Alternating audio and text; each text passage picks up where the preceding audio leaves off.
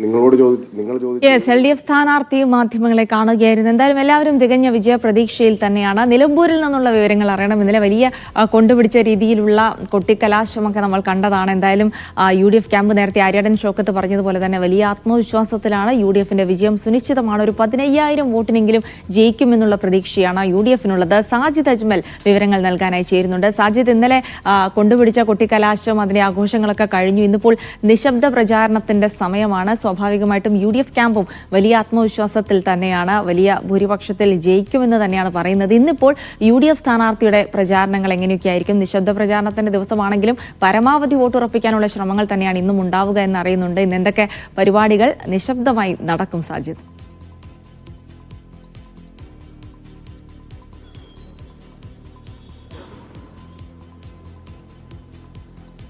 ജിൽസി, തീർച്ചയായും സാധാരണ ആര്യാടൻ ഷൗക്കത്ത് എന്ന UDF സ്ഥാനാർത്ഥിയുടെ പ്രചരണ പരിപാടികൾ 9 മണിക്കാണ് ആരംഭിക്കാറുള്ളത്. എന്നാൽ അദ്ദേഹം ഇപ്പോൾ തന്നെ ഇവിടെ നിന്ന് ഇറങ്ങിക്കഴിഞ്ഞിരിക്കുന്നു.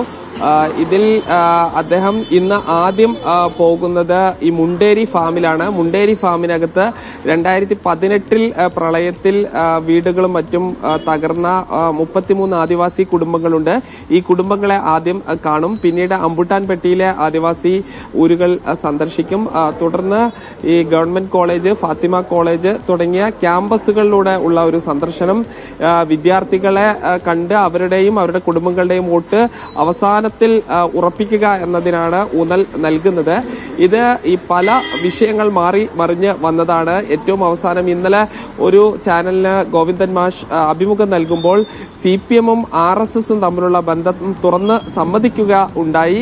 ഇത്രയും ദിവസം ഈ ജമാഅത്തെ ഇസ്ലാമിയും UDF-ഉം തമ്മിൽ ബന്ധമുണ്ടെന്ന് പറയുകയും നേരത്തെ ഈ ജമാഅത്തെ ഇസ്ലാമിയും വെൽഫെയർ പാർട്ടിയുമായി സഹകരിച്ച വിഷയങ്ങൾ അങ്ങനെ ഉണ്ടായിട്ടില്ല എന്ന് പറയുകയും ചെയ്തതാണ്. പക്ഷെ എല്ലാവർക്കും അറിയുന്നതാണ് എത്രത്തോളം ഈ തെരഞ്ഞെടുപ്പുകളിൽ സഹകരിച്ച് പ്രവർത്തിച്ചു എന്നുള്ളത്. എന്നാൽ അത് സമ്മതിക്കുന്നില്ല. പക്ഷെ RSS-ഉമായി ഈ ഒത്തുപോയത് സഹകരിക്കുകയും ചെയ്യുന്നു എന്നുള്ളതാണ്. ഈ വിഷയം തീർച്ചയായും തെരഞ്ഞെടുപ്പിൽ ചർച്ചയാകും. അവസാന ദിവസം ഇതായിരിക്കും പ്രധാന ചർച്ച എന്നതിൽ സംശയമില്ല. സ്ഥാനാർത്ഥി ഈ സാധാരണ വിവാദ വിഷയങ്ങളിൽ പ്രതികരിക്കാറുണ്ടായിരുന്നില്ല. എന്നാൽ ഇന്ന് അദ്ദേഹം T. ശിവദാസ മേനോൻ പാലക്കാട് മത്സരിക്കുമ്പോൾ LK അദ്വാനിയാണ് പ്രചരണത്തിനായി എത്തിയത് എന്നതടക്കമുള്ള പഴയ ചരിത്ര കാര്യങ്ങൾ ഓർമ്മിപ്പിക്കുകയാണ് ചെയ്യുന്നത്.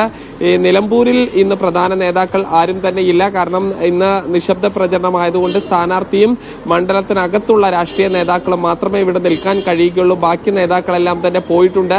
KPCC പ്രസിഡന്റും പ്രതിപക്ഷ നേതാവും ഉൾപ്പെടെയുള്ള ആളുകൾ ഇന്ന് ഈ വിഷയത്തിൽ പ്രതികരണം നടത്തും എന്നതിൽ സംശയമില്ല.